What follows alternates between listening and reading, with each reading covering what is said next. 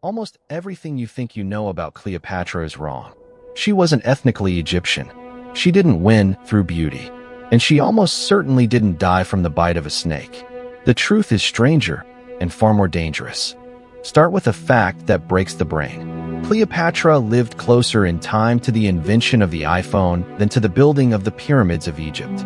When she was born, the Great Pyramid of Giza was already in ancient ruin, more than 2,500 years old. She looked at those pyramids across the same gulf of time that you look back at the Roman Empire today.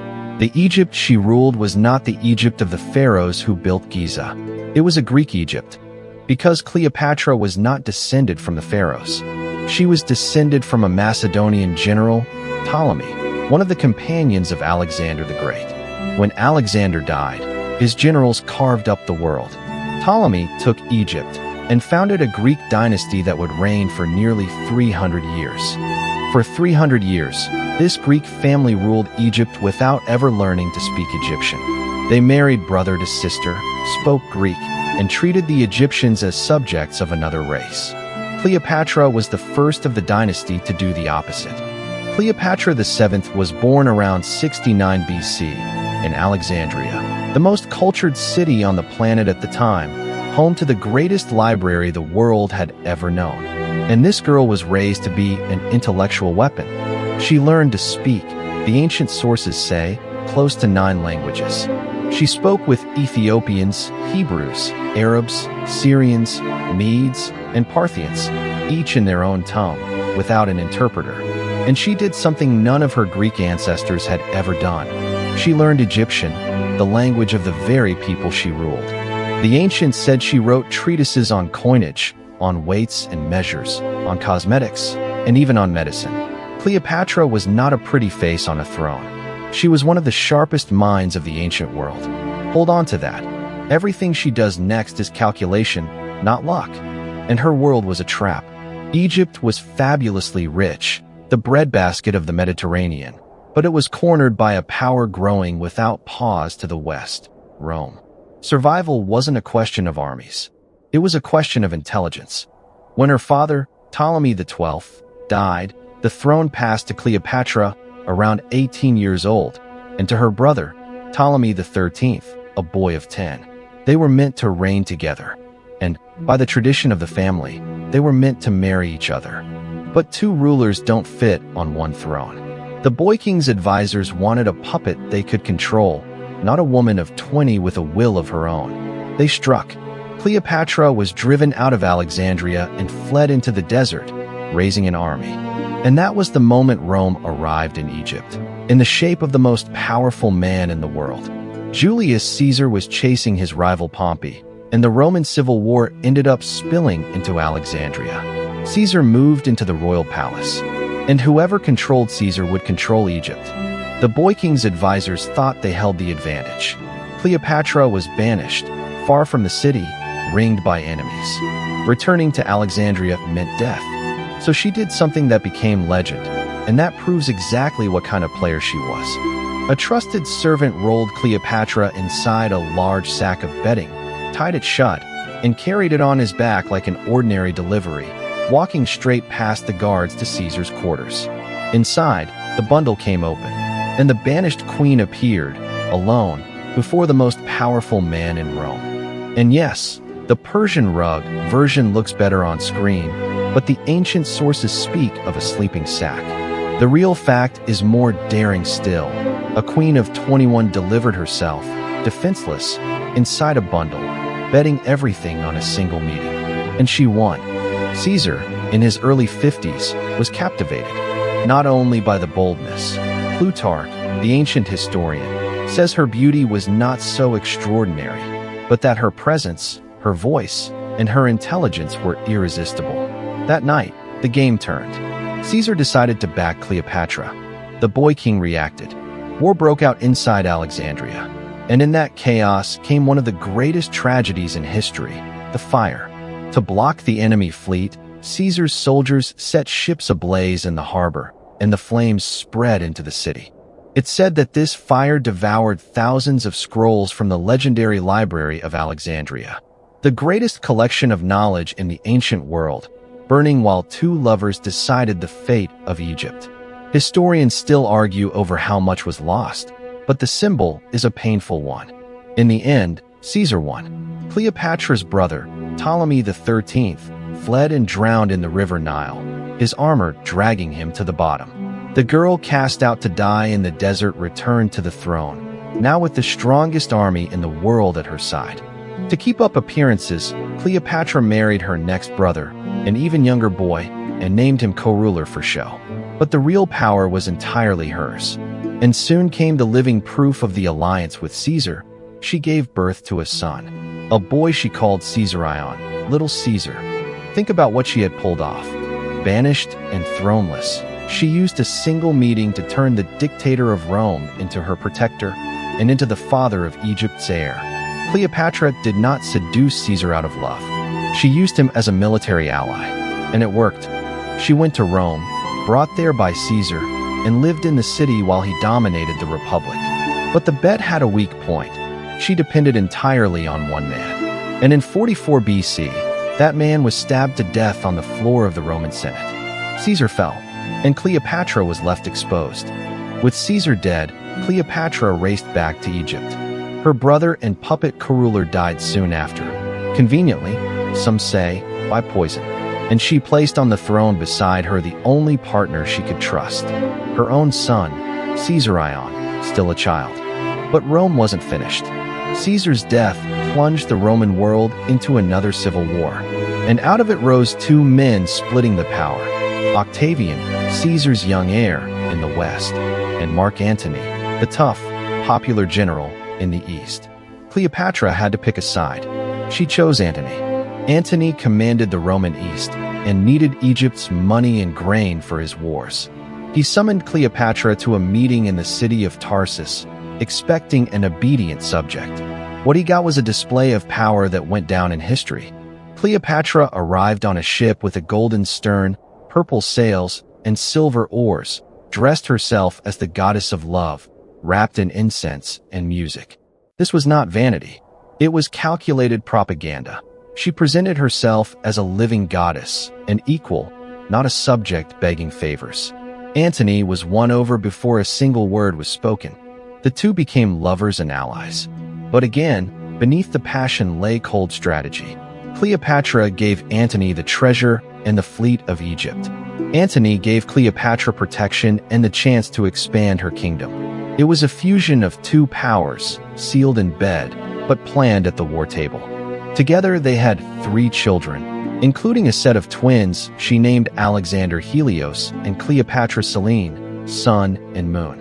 And Antony spent more and more time in Alexandria, far from Rome, dazzled by the wealth and power of Egypt. To the Romans, this was starting to reek of treason.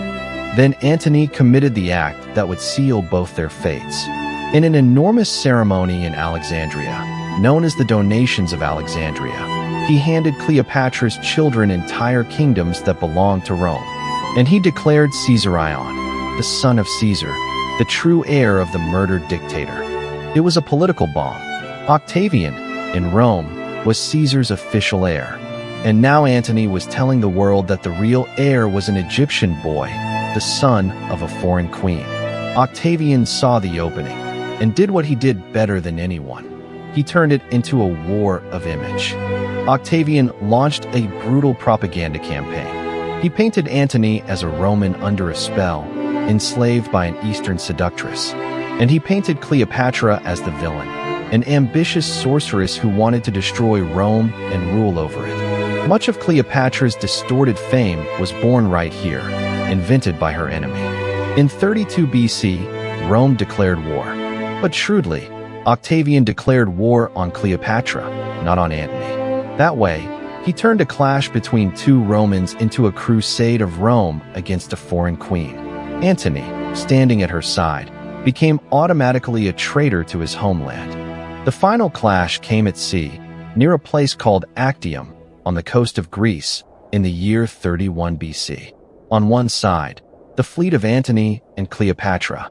On the other, the fleet of Octavian, commanded by a naval genius named Agrippa.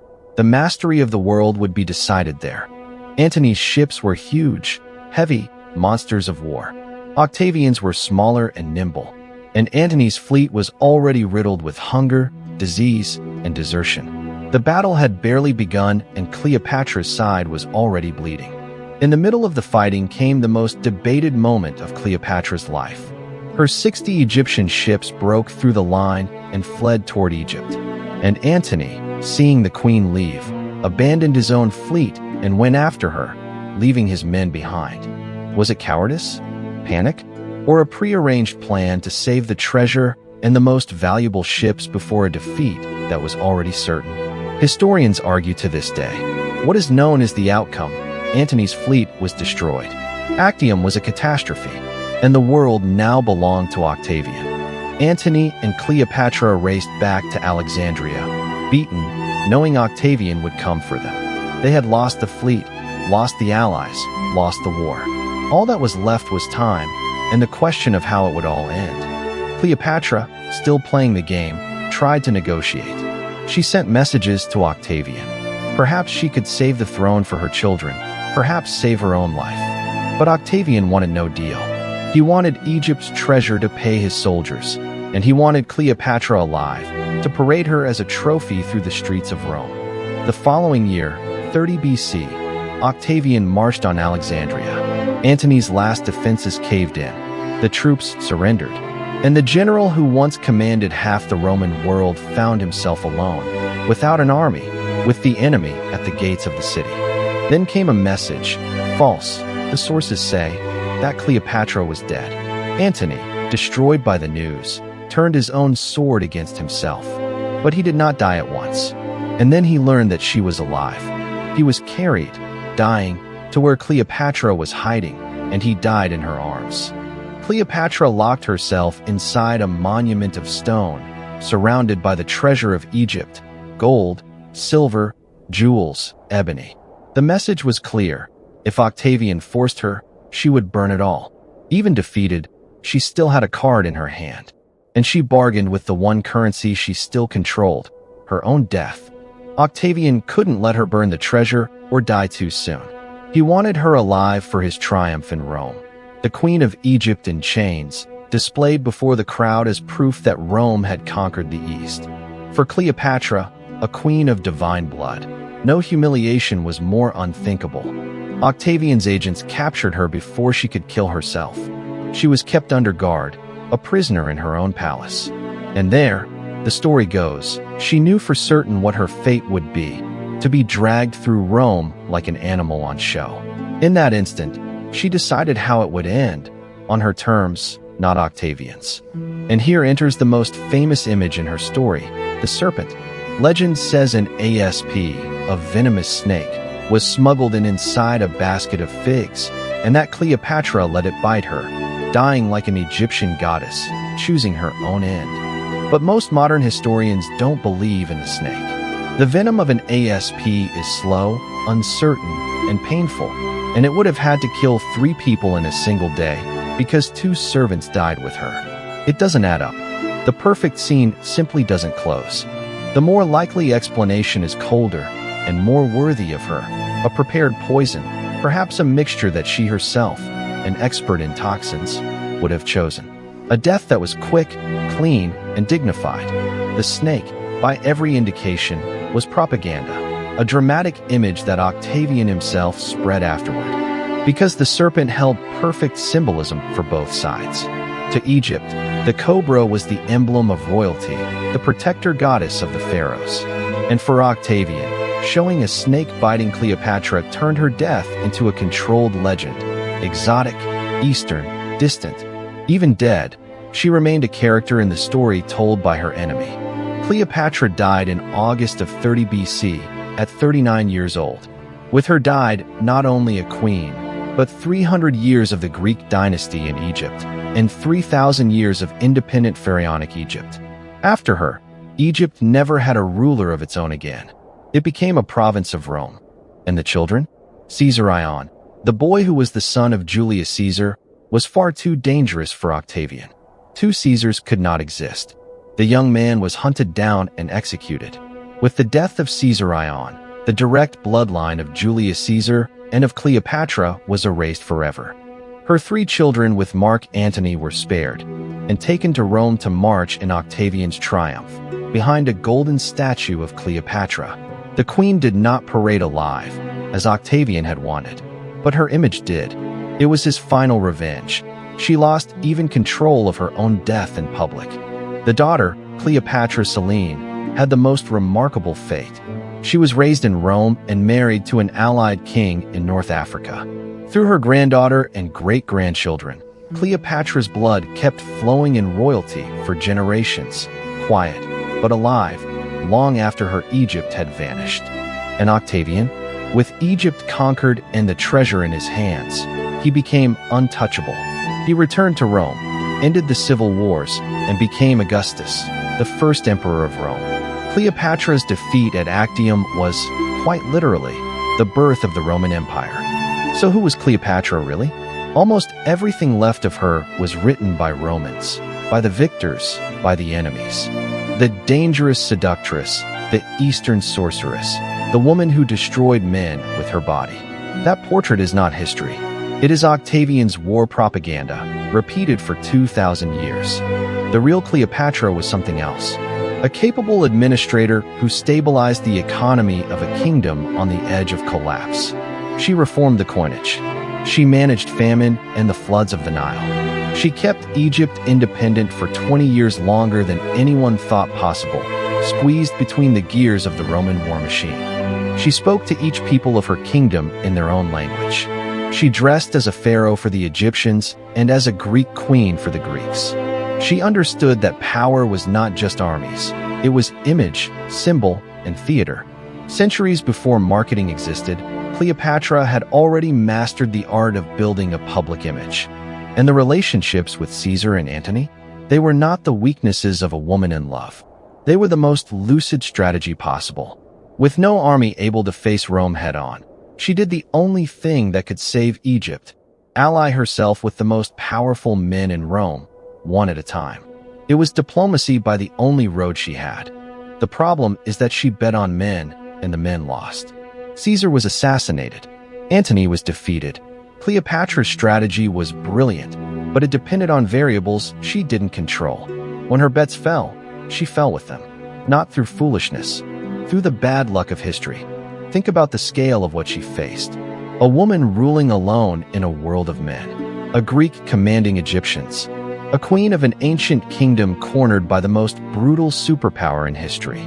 And she didn't just survive for decades, she nearly won. If Actium had ended differently, if those ships had not fled, the world might have had a center of power in Egypt, not in Rome. Mark Antony and Cleopatra could have ruled the Mediterranean from Alexandria. The entire history of the West hung on the thread of that single naval battle. But she lost, and whoever loses in history doesn't write the books. That's why, for 2,000 years, Cleopatra was reduced to a cliché, the fatal beauty, the temptress. They erased the strategist, the polyglot, the scientist, the queen, and left only the myth of the seductress. It was a second murder, committed with words. And the myth stuck to everything. The paintings, the plays, the Hollywood films, all repeating the woman of impossible beauty wrapped in a rug. Almost never the administrator who reformed a currency. Almost never the diplomat who spoke 9 languages. The legend ate the real woman. Even her appearance became fiction. The real coins minted during her reign show a face with a strong nose and a pronounced chin, nothing like the actresses who played her. But the Cleopatra of the coins was of no use to the legend. The legend preferred to invent a goddess of unreachable beauty. And maybe that's why she was never forgotten. Few names from the ancient world survived 2,000 years the way hers did. Even distorted, even slandered, Cleopatra pierced through time. The enemy controlled her story, but could not erase her. She is too large to disappear. A final irony, even her tomb vanished. No one knows, to this day, where Cleopatra and Mark Antony were buried. Archaeologists have searched for decades, near Alexandria and in the temples of the region. The woman who commanded the stage of the world ended in a mystery. The location of her own body, lost. Much of her Alexandria vanished too. Earthquakes and tidal waves sank whole districts of the city into the sea. The palace where she received Caesar, where Antony died in her arms, lies today underwater, being explored by archaeological divers. Cleopatra's capital became a submerged ruin. Come back to the beginning. Cleopatra lived closer to our time than to the age of the pyramids. She was the end of a world, not the beginning. The last pharaoh, the last independent voice of a 3,000-year-old civilization, speaking one final time before the silence of Rome. And she knew it. She knew she was the end of the line. That's why she fought the way she fought, with everything, holding nothing back, using every weapon she had, her mind, her tongue, her alliances, her treasure, and, in the end, her own death. She refused to be remembered as a victim. She chose to decide the final act alone. And she did. Think, what surprised you most? That she wasn't Egyptian? That she spoke 9 languages? That the snake is likely a myth? Or that she lived closer to the iPhone than to the pyramids? Tell us down in the comments which of these facts broke your brain the most. Because this is the most unsettling lesson in Cleopatra's story. It isn't about beauty. It's about how the victors steal the history of the losers, and how one of the most brilliant minds of the ancient world was demoted for 2,000 years to a mere pretty face. She deserved more than that. She deserved to be remembered for the intelligence, the courage, the ambition of a queen who faced the greatest empire in the world and nearly won. Not the seductress, the strategist, not the victim, the last queen of an entire civilization. If you love history told the way it deserves to be told, big, real, and impossible to forget, subscribe to World and Stories. Because the world is full of stories like this one, waiting to be told right. The Greek woman who became a pharaoh, the queen who spoke to the whole world. The woman Rome had to destroy twice, once with war, once with a lie. Cleopatra, the last queen of Egypt. Until the next story.